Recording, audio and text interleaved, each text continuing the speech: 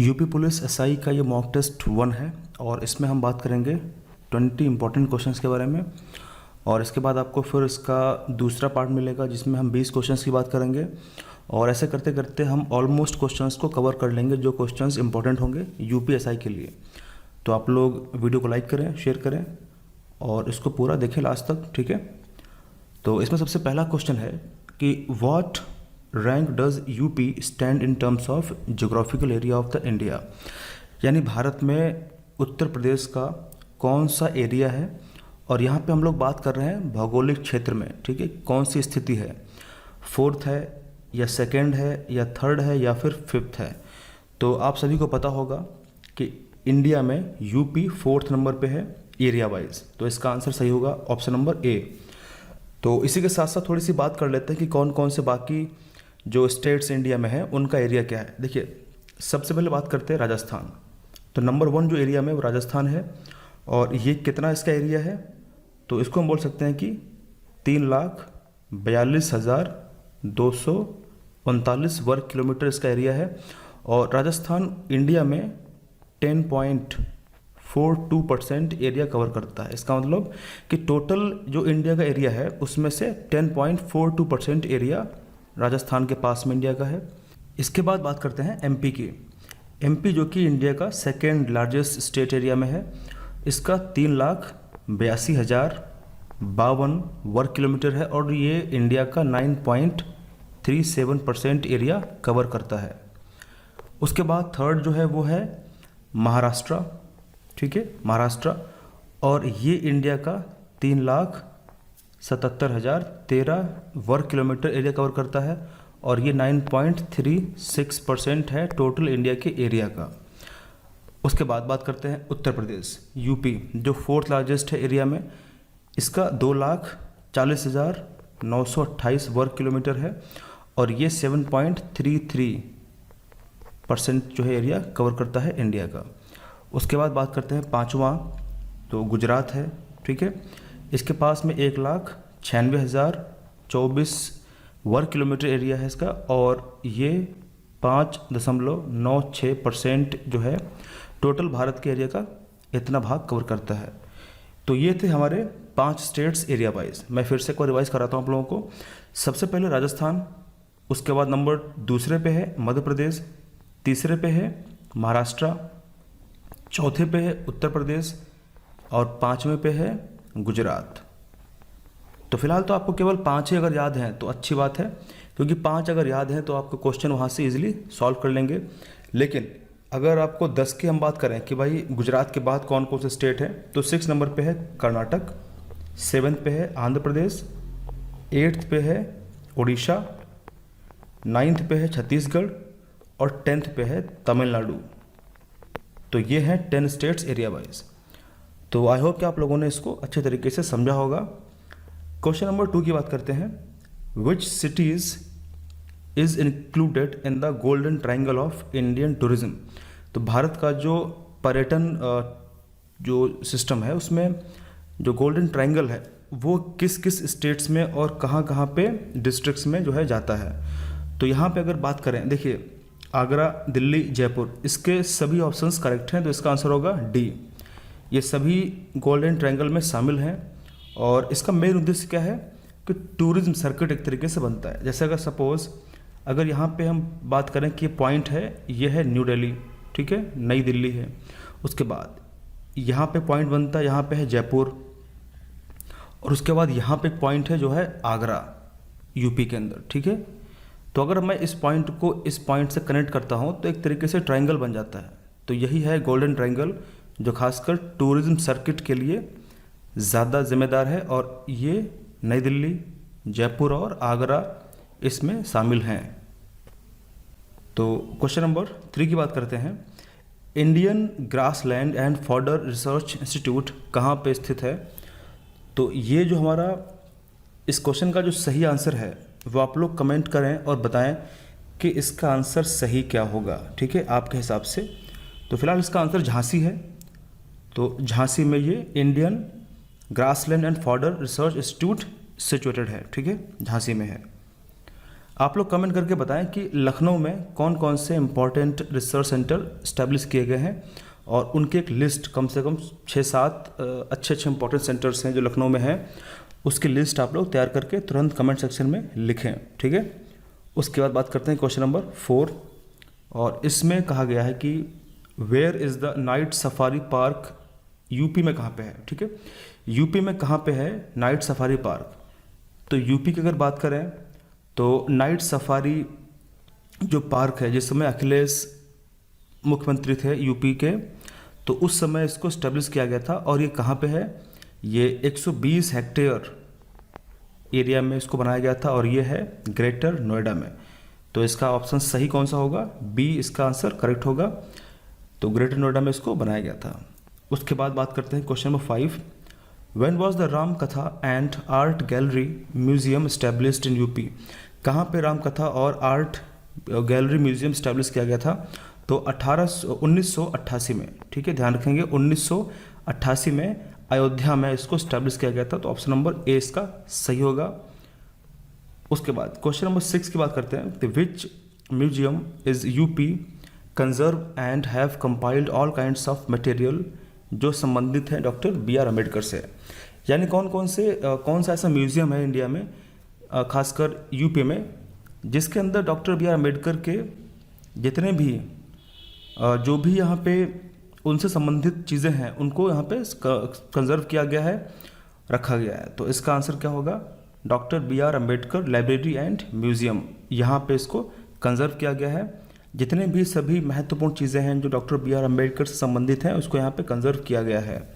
अगर बात करें कि इसकी स्थापना कब हुई थी, तो doctor B R Ambedkar library and museum की स्थापना हुई थी 1990 में, ठीक है। उसके बाद अगर बात करें कि सारनाथ म्यूजियम कहाँ पे है, तो ये सारनाथ म्यूजियम सारनाथ में है, और इसके अंदर बुद्धा, ठीक है, और अशोक से संबंधित जितने भी इम्पॉर्टेंट चीज़ें हैं उनको वहाँ पे रखा गया है। और इसको कब इस्टेब्लिश किया गया था? तो सारनाथ म्यूजियम को इस्टेब्लिश किया गया था 1910 में, और उसको ASI ने इस्टेब्लिश किया था, यानी आर्कियोलॉजिकल सर्वे ऑफ इंडिया द्वारा इसको इस्टेब्लिश किया गया था। अगर बात करें कि भारत कला भवन के बारे में, कि भारत कला भवन जो है इसको कब इस्टेब्लिश किया गया था, तो इसको 1920 में इस्टेब्लिश किया गया था। और ये है कहाँ पे? ये एक प्रकार का यूनिवर्सिटी म्यूजियम है जो BHU में इस्टेब्लिश किया गया है। BHU में इसको इस्टेब्लिश किया गया है, और BHU का मतलब क्या होता है? भारत हिंदू यूनिवर्सिटी, जो बनारस में है। तो आप लोग कमेंट करके बताइए कि बुंदेलखंड म्यूजियम कब इस्टेब्लिश किया गया था, और ये किस चीज़ से संबंधित है, ठीक है। क्वेश्चन नंबर 7 की बात करते हैं, where is the Buddha Vihar peace and memorial park situated in UP? UP में कहाँ पे Buddha Vihar peace and memorial park स्थित है? कानपुर में, लखनऊ में, अयोध्या में, इलाहाबाद में। तो इसका सही आंसर क्या है? लखनऊ में ये स्थित है, ठीक है। उसके बाद बात करते हैं क्वेश्चन नंबर नेक्स्ट। तो 8th क्वेश्चन है कि डिजिटल कंप्यूटर्स जो हैं वो इस्तेमाल करते हैं किस सिस्टम को, जिससे इनकोड कर पाते हैं डेटा और प्रोग्राम्स को? तो यहाँ पे ऑप्शंस सेमीकंडक्टर है, डेसिमल है, बाइनरी है, रैम है। तो आप सभी को पता होगा, बहुत ही बेसिक सा क्वेश्चन है ये, तो इसका आंसर बाइनरी होगा, ठीक है। जितने भी डिजिटल कंप्यूटर्स होते हैं वो बाइनरी सिस्टम का इस्तेमाल करते हैं, जिसके अंदर 0 and 1 का इस्तेमाल होता है, ठीक है। 0 and 1 का उपयोग इसमें होता है, और कंप्यूटर जो है वो यूज़ करते हैं बाइनरी सिस्टम को, यानी बाइनरी डिजिट को इस्तेमाल करते हैं। क्वेश्चन नंबर 9 की बात करते हैं, commands at the top of the screen. अगर स्क्रीन है कोई स्क्रीन, तो स्क्रीन के बिल्कुल टॉप पे कुछ कमांड्स दी होती हैं, और जैसे फाइल है, एडिट, फॉर्मेट एंड टूल्स। तो इन सबको ऑपरेट जो है और चेंज कर सकते हैं। तो ये कहाँ पे होते हैं? तो ये पाए जाते हैं मेनू बार में। तो इसका आंसर क्या होगा? Option number A. Question number 10 की बात करते हैं, which of the following shortcut key is used to search for file and folder? अगर कोई फाइल या फोल्डर को सर्च करना है कंप्यूटर में, तो हम किस शॉर्टकट की का इस्तेमाल करते हैं? तो इसका आंसर है F3, ठीक है। F3 का इस्तेमाल हम लोग करते हैं। आप लोग कमेंट करके बताइए कि बाकी जो F1, F2 एंड F4 हैं, इनका इस्तेमाल किस किस काम के लिए होता है कंप्यूटर्स के अंदर। उसके बाद बात करते हैं question number 11, which state has retained top spot in the ease of doing business? 2019 की जो रैंकिंग थी ईज़ ऑफ डूइंग बिजनेस में, according to state business reform action plan, तो इसमें कौन से स्टेट ने टॉप स्पॉट हासिल किया है? तो इसका आंसर है आंध्र प्रदेश। आंध्र प्रदेश ने टॉप जो है स्पॉट हासिल किया था। क्वेश्चन नंबर 12 की बात करते हैं। When was international literacy day observe, यानी अंतर्राष्ट्रीय साक्षरता दिवस कब ऑब्जर्व किया जाता है? ऑप्शन है सितंबर 8, सितंबर 7, सितंबर 5, सितंबर 6। तो इस क्वेश्चन का सही आंसर क्या है? देखिए, अगर हम बात करें कि इसको कब इस्टेब्लिश किया था और किसने इस्टेब्लिश किया था, तो इंटरनेशनल लिटरेसी डे जो है वो यूनेस्को द्वारा 1966 में इसको इस्टेब्लिश किया गया था, जो प्रत्येक वर्ष 8 सितंबर को, ठीक है, ध्यान रखेंगे, 8 सितंबर को मनाया जाता है, ऑब्जर्व किया जाता है। आप लोग कमेंट करके बताइए कि यूनेस्को की फुल फॉर्म क्या होती है। यूनेस्को की फुल फॉर्म क्या होती है? आप लोग तुरंत कमेंट करके आंसर बताइए। और यूनेस्को को कब फाउंड किया गया था, यूनेस्को को कब स्टैब्लिश किया गया था? तो इसको स्टैब्लिश किया गया था 1945 में, ठीक है। और इसकी जो पेरेंट संस्था वो कौन सी है? वो है यूनाइटेड नेशंस। फिलहाल अगर इसकी बात करें फुल फॉर्म के बारे में, तो United Nations Educational Scientific and Cultural Organization, तो ये है यूनेस्को, ठीक है। तो यूनेस्को है ये। तो यहाँ से भी क्वेश्चन एग्जाम में आते रहते हैं। और अगर बात करें कि यूनेस्को का जो हेडक्वार्टर है कहाँ पे है, तो पेरिस में है। और पेरिस कहाँ पे है? फ्रांस में। तो इस तरीके से आप लोग इन बातों को ध्यान रखेंगे। अगला है question number 13। Which country has topped the global economic freedom index 2020 according to Canada's Fraser Institute, यानी किसने ग्लोबल इकोनॉमिक फ्रीडम जो इंडेक्स आया था 2020 में, उस पर टॉप किया है? तो हांगकांग है, सिंगापुर है, और साउथ कोरिया है, और मॉरिशस है। तो इसका सही आंसर होगा हांगकांग। हांगकांग ने इसको टॉप किया था। और अगर बात करें कि इंडिया की रैंकिंग क्या रही थी इसमें, तो इंडिया की रैंकिंग जो थी वो बहुत ज़्यादा अच्छी नहीं थी, और वो कितनी थी? 105। तो इंडिया 105 पोजीशन पे स्टैब्लिश कर रहा था, रुका हुआ था। उसके बाद बात करते हैं क्वेश्चन नंबर 14 के बारे में। तो who among the following was not a member of the state legislature at the time of appointment as a CM of the state, यानी मुख्यमंत्री के बनने के समय, मुख्यमंत्री अपॉइंट होने के समय इनमें से कौन स्टेट लेजिस्लेचर का मतलब होता है कि विधानसभा, ठीक है, उसका सदस्य नहीं था? तो ऑप्शंस आपके पास दिए गए हैं। बंसीलाल इन हरियाणा, ND तिवारी उत्तर प्रदेश में, और SB चौहान इन महाराष्ट्र में। तो इस क्वेश्चन का आंसर है D, यानी सभी के सभी ऑप्शंस सही हैं। ये तीनों ही नहीं थे मेंबर्स, ठीक है। तो ध्यान रखेंगे सभी ऑप्शंस इसमें करेक्ट हैं। उसके बाद बात करते हैं इसके जस्ट आगे। अच्छा, आपसे मैं क्वेश्चन पूछता हूँ, किसी भी स्टेट का मुख्यमंत्री बनने के लिए जो मिनिमम आयु है, जो मिनिमम एज है, वो कितनी होना चाहिए?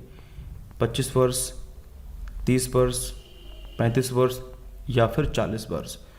तो आप लोग कमेंट करके इसका आंसर तुरंत बताइए कि अगर किसी व्यक्ति को मुख्यमंत्री बनना है किसी भी स्टेट का, यूपी का, महाराष्ट्र, किसी भी स्टेट का, तो उसको कितनी कम से कम मिनिमम एज होना चाहिए? तो इसका आंसर सही होगा 25 वर्ष जो है, अगर किसी व्यक्ति की मिनिमम एज है तो वो मुख्यमंत्री बन सकता है, ठीक है। उसके बाद बात करते हैं question number 15। How many fundamental duties are mentioned in the Indian constitution, हमारे संविधान में कुल कितने मौलिक जो कर्तव्य हैं वो मेंशन किए गए हैं? और काफ़ी इंपॉर्टेंट क्वेश्चन है ये, और हमारे एग्ज़ाम में ये क्वेश्चन यहाँ से मतलब आने का चांस ज़्यादा रहता है संविधान में। खासकर यूपी पुलिस के अंदर जो SI की वैकेंसी आई है, बहुत सारी वैकेंसी हैं, और इसके अंदर संविधान और मूल विधि से क्वेश्चन ज़्यादा आते हैं। तो आप लोग अच्छे तरीके से किसी अच्छी पुस्तक से या फिर किसी अच्छे टीचर से पढ़ें और समझें, क्योंकि वहाँ से क्वेश्चन ज़्यादा आते हैं, तो आपको ज़्यादा हेल्प वहाँ पे मिलेगी। देखिए, सबसे पहले अगर बात करें, जो हमारा संविधान मूल संविधान था, जिसके अंदर 395 आर्टिकल थे, ठीक है, उस संविधान के अंदर मौलिक कर्तव्यों को शामिल नहीं किया गया था। और उसके बाद में फिर संविधान के अंदर अमेंडमेंट किया गया, यानी संविधान में संशोधन किया गया था, और वो कौन था? 42nd। तो आप ध्यान रखेंगे आप लोग कि 42nd अमेंडमेंट की गई थी 1976 में, और इसी के तहत हमारे संविधान के अंदर मौलिक कर्तव्यों को ऐड किया गया था। और अगर बात करें कि किसकी रिकमेंडेशन के द्वारा ऐड किया गया था, तो सरदार स्वर्ण सिंह कमेटी, ठीक है, ध्यान रखेंगे आप लोग। सरदार स्वर्ण सिंह कमेटी की सिफारिश पर इसको, इन ड्यूटीज़ को, मौलिक कर्तव्यों को हमारे संविधान में जोड़ा गया था। और उस समय भारत की पीएम कौन थी? इंदिरा गांधी जी थी। इंदिरा गांधी जी भारत की पीएम थी उस समय। तो जब इसको ऐड किया गया था, तो वर्तमान में उस समय जब इसको ऐड किया गया था, तो संविधान के अंदर केवल 10 ही मौलिक कर्तव्य थे, केवल 10 फंडामेंटल ड्यूटीज़ हुआ करती थी। ठीक है, 10। तो अब यहाँ पे थोड़ी सी बात हम कर लेते हैं कि कौन कौन सी 10 ड्यूटीज़ थी। आप लोग बस शांति से सुनिएगा उसको, और मैं आपको 10 के 10 रिवाइज कराने वाला हूँ। सबसे पहले जो ड्यूटी थी हमारे संविधान की, वो ये थी कि संविधान का पालन करना होगा प्रत्येक व्यक्ति को, और उसके जो आदर्श हैं उस आदर्शों पर चलना होगा। और जो भी हमारे संस्थान हैं, ठीक है, जो भी हमारा राष्ट्रीय ध्वज है, राष्ट्रगान है, उसका सम्मान करना होगा। उसके बाद दूसरी की बात करते हैं। इसमें कहा गया था कि स्वतंत्रता के लिए हमारे राष्ट्रीय आंदोलन को जो भी इंस्पायर करने वाले उच्च आदर्श होते हैं, उनको हम अपने हृदय में सजो के रखेंगे और उनका पालन भी करेंगे। तीसरा था कि भारत की जो संप्रभुता है, भारत की जो सॉवरेनिटी है, और जो एकता और अखंडता है, यूनिटी और इंटीग्रिटी जो है, उसको हम बना के रखेंगे और उसकी रक्षा करेंगे। उसके बाद में फिर जो चौथा था, उसके बाद की गई थी फोर्थ की, कि देश की रक्षा हम करेंगे और आह्वान के लिए अपने राष्ट्र की सेवा करेंगे। ठीक है, उसके बाद में बात करते हैं 5th नंबर की जो ड्यूटी थी, उसमें ऐसी क्या खास बात बताई गई थी। तो 5वीं में कहा गया था कि भारत के सभी लोगों में धार्मिक, ठीक है, लैंग्वेज के आधार पर, यानी भाषाई और रीजनल और क्षेत्रीय आधार पर, ठीक है, या फिर विभागीय डिविजनल पर जो भी विविधताएं हैं, ठीक है, उनसे परे सद्भाव और सामान्य भाईचारे की भावना को बढ़ावा देना होगा हम लोगों को। महिलाओं की गरिमा के लिए अपमानजनक प्रथाओं का त्याग करना होगा। तो अगर कोई ऐसी अपमानजनक प्रथा चल रही है पिछले कई वर्षों से, उसको छोड़ना होगा। ठीक है, तो इसके लिए महिलाओं की गरिमा के लिए हमें उन प्रथाओं को त्याग करना होगा। तो ये बात की गई थी। उसके बाद बात करते हैं 6 वाले में कि 6 मौलिक कर्तव्य में क्या बात की गई थी। हमारी समग्र जो संस्कृति है उसकी समृद्ध विरासत को मूल्यवान और संरक्षित करने के लिए हम लगातार प्रयास करते रहेंगे। उसके बाद में जो 7 थी, 7वीं, उसमें क्या बात की गई थी। 7वीं में बोला गया था कि प्राकृतिक पर्यावरण की, जिसके अंतर्गत वन यानी फॉरेस्ट आते हैं, लेक्स यानी झील आती हैं, नदियाँ रिवर्स आते हैं, और वन्य जीव आते हैं, यानी जो जंगल में रहने वाले जो फॉरेस्ट एनिमल्स होते हैं वो आते हैं। ठीक है, उनकी रक्षा करेंगे, उनका हम संवर्धन करेंगे, और जो भी एनिमल्स हैं उनकी हम देखभाल करेंगे। ठीक है, उसके बाद बात करते हैं 8वीं। 8वीं जो थी वो ऐड की गई थी नेहरू जी द्वारा, और इसमें कहा गया था to develop scientific temper, humanism and spirit inquiry and reform, यानी वैज्ञानिक दृष्टिकोण, मानववाद और ज्ञानार्जन तथा सुधार की भावना का विकास करना होगा हम लोगों को। प्रत्येक व्यक्ति अगर कोई व्यक्ति अगर इंडिया में रहता है या कहीं भी रहता है, खासकर उस व्यक्ति को वैज्ञानिक सोच, वैज्ञानिक दृष्टिकोण अपनाना पड़ेगा, जिससे अगर कोई ऐसी परंपरा वो फॉलो करता चला आ रहा है पिछले कई वर्षों से जो समाज के लिए, समाज कल्याण के लिए अच्छी नहीं है, तो उसको त्याग करना पड़ेगा। यहीं पे वैज्ञानिक सोच हमें डेवलप करनी पड़ेगी। ठीक है, उसके बाद 9th की बात करते हैं। इसमें लिखा था कि to safeguard public property and to observe violence, यानी सार्वजनिक संपत्ति की रक्षा हमें करनी होगी और हिंसा को खत्म करने के लिए प्रयास लगातार करने होंगे। 10वीं की बात करते हैं। जो 10th मौलिक कर्तव्य था वो ये था कि व्यक्तिगत और सामूहिक गतिविधियों के सभी क्षेत्रों में उत्कर्ष की ओर बढ़ने का सतत प्रयास हमें करना होगा, जिससे राष्ट्र निरंतर बढ़ते हुए प्रयत्न और उपलब्धि की नई ऊंचाई छुएगा। तो ऐसी कुछ बातें कही गई थी। तो ये थी 10 हमारे मूल मौलिक कर्तव्य जो 10 थे। लेकिन हुआ क्या, 2002 में 11th यानी 11वीं मौलिक कर्तव्य को जोड़ दिया गया, और इसके लिए संविधान के अंदर 86 अमेंडमेंट की गई थी। तो आप लोग ध्यान रखेंगे, जो 11वां मौलिक कर्तव्य उसमें क्या बात करी गई है। इसमें लिखा गया है, इसमें बताया गया था कि यदि माता पिता या कोई संरक्षक है 6 वर्ष से 14 वर्ष तक की आयु वाले अपने जो भी उसके बालक है, बच्चा उसका है, तो उसको शिक्षा का अवसर प्रदान करेगा, उसकी देखभाल करेगा। तो ये सारी बातें उसमें बताई गई थी। तो जो 11वीं है, तो इस तरीके से हम लोगों ने पूरी सभी मौलिक जो भी कर्तव्य हमारे संविधान में दिए गए हैं उनके बारे में हमने जाना समझा। तो अब बात करते हैं question number 16।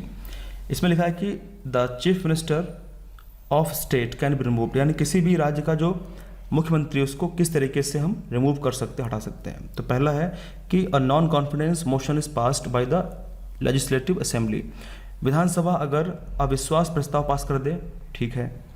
A non confidence motion is passed by the both house of parliament. अब देखिए ये बात हो रही है चीफ मिनिस्टर की, ना कि पीएम की, तो यहाँ पे पार्लियामेंट यानी लोकसभा राज्यसभा की कोई बात ही नहीं है, तो ऑप्शन नंबर 2 नहीं होगा। अगर ऑप्शन नंबर 2 नहीं होगा तो किस किस ऑप्शन में ऑप्शन नंबर 2 है? ए के अंदर ऑप्शन नंबर 2 है तो ये भी नहीं होगा, बी के अंदर भी ऑप्शन नंबर 2 है तो बी भी नहीं होगा, और सी के अंदर भी ऑप्शन नंबर 2 है तो सी भी नहीं होगा। तो बिना देखे केवल एक हमारे पास ऑप्शन बचता है, वो ऑप्शन नंबर डी है। तो बिना बाकी ऑप्शंस को देखे हम सही आंसर तक पहुँच सकते हैं। तो इसका आंसर होगा 1 और 4। चौथे में क्या लिखा हुआ है? In the opinion of the governor there is breakdown of constitutional machinery in the state. अगर राज्यपाल के नज़रों में ऐसा लगेगा, उसको ऐसा फील होगा कि राज्य के अंदर जो संवैधानिक जो ढांचा है वो खतरे में है, तो फिर वो राष्ट्रपति को सिफारिश करेगा और फिर राष्ट्रपति आपातकाल लग जाएगा। तो इस तरीके से जो है समस्या हो सकती है। तो इसका आंसर 1 और 4 होगा। क्वेश्चन नंबर 17 की बात करते हैं। Which constitutional article provides personal immunity for the president and governor of the official act. तो कौन से अनुच्छेद के तहत राष्ट्रपति को और राज्यपाल को इम्यूनिटी प्राप्त होती है? तो इसके लिए जो इसका ऑप्शन है वो कौन सा सही होगा, आप लोग कमेंट करके तुरंत बताइए। तो इसमें आर्टिकल नंबर 361 जो है वो सही होगा, ठीक है। क्वेश्चन नंबर 18 की बात करते हैं। 18 में लिखा हुआ है कि the last of the charter act concerning India was act of, मतलब चार्टर एक्ट की सीरीज में कौन सा लास्ट चार्टर एक्ट था। तो अगर हम बात करें कि कौन कौन चार्टर एक्ट लाए गए थे, तो सबसे पहले 1773 का चार्टर एक्ट लाया गया था, उसके बाद 1793 का चार्टर एक्ट लाया गया था, उसके बाद 1803 का चार्टर एक्ट था, उसके बाद 1813 का चार्टर एक्ट था, उसके बाद में 1853 का चार्टर एक्ट था। तो ये लास्ट था, तो इसका आंसर क्या होगा? 1853, ऑप्शन नंबर सी, ठीक है। क्वेश्चन नंबर 19 है कि who was the first Indian to become member of the British parliament. ये बहुत ही आसान क्वेश्चन है और इसमें ऑप्शंस हैं बदरुद्दीन तेबजी, WC बनर्जी, ND बाचा और दादा भाई नौरोजी। तो इस क्वेश्चन का सही आंसर है दादा भाई नौरोजी। इनको कहा जाता था grand old man of India, ठीक है, भारत के ग्रैंड ओल्ड मैन इन्हें कहा जाता था। और ये लिबरल पार्टी के टिकट पर, ठीक है, लिबरल पार्टी से ये ब्रिटिश पार्लियामेंट के अंदर ये पहले भारतीय या फिर एशियाई थे जो पहले वहाँ पे MP सिलेक्ट हुए, ठीक है, MP चुने गए। तो आप लोग ध्यान रखेंगे। दूसरी बात अगर बात करें कि दादा भाई नौरोजी 3 बार INC के, इसका मतलब क्या है, इंडियन नेशनल कांग्रेस के 3 बार अध्यक्ष भी रहे।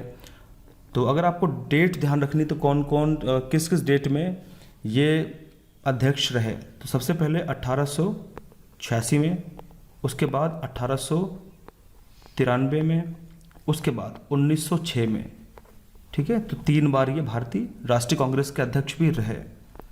उसके बाद लास्ट क्वेश्चन हमारा है कि the constitution has vested the residentiary powers in which article. तो कौन से ऐसे आर्टिकल के अंदर संविधान ने जो है वो अपशिष्ट शक्तियाँ दी हैं, ठीक है, जो कुछ विशेष शक्तियाँ हैं वो दी हैं। तो अब समझते हैं कि कौन कौन सी बात इसमें सही है। देखिए, वे पावर्स जो हमारे संविधान के द्वारा जो 3 लिस्ट हैं, फर्स्ट लिस्ट, सेकेंड लिस्ट, ठीक है, और थर्ड लिस्ट। पहली लिस्ट है यूनियन लिस्ट, इसको हम बोलते हैं संघ सूची। फिर है दूसरी कंकरेंट लिस्ट यानी समवर्ती सूची, और तीसरी है स्टेट लिस्ट। तो अगर कोई ऐसा सब्जेक्ट है, कोई अगर ऐसा विषय है जो इन तीनों लिस्ट से बाहर है, तो वो रखा गया है रेजिडुअल पावर के अंदर। और ये पावर जो है पार्लियामेंट के पास में होती है। किसके पास होती है? पार्लियामेंट के पास होती है ये पावर। और ये पावर कौन से आर्टिकल के द्वारा दी गई? तो आर्टिकल 248, आप ध्यान रखेंगे, आर्टिकल 248 के द्वारा इस पावर को दिया गया है, ठीक है। तो दोस्तों ये थे क्वेश्चंस जो हमने 20 क्वेश्चन डिस्कस किए हैं, और इसके बाद फिर हम बात करेंगे बाकी क्वेश्चंस के बारे में। आप लोग इस वीडियो को पूरा लास्ट तक सुन लिए होंगे, देखा होगा आप लोगों ने। और अगर कोई चीज़ आपको लगे तो आप नोट भी करते रहें साथ साथ में, क्योंकि ये एक एक पॉइंट जो है आपके एग्ज़ाम के लिए बहुत इंपॉर्टेंट है। और आने वाले कुछ ही दिनों में कुछ हम इम्पॉर्टेंट क्लासेस भी शुरू करेंगे जो होंगी हमारी UPSI से संबंधित, ठीक है। Thank you very much, thanks a lot, जय हिंद।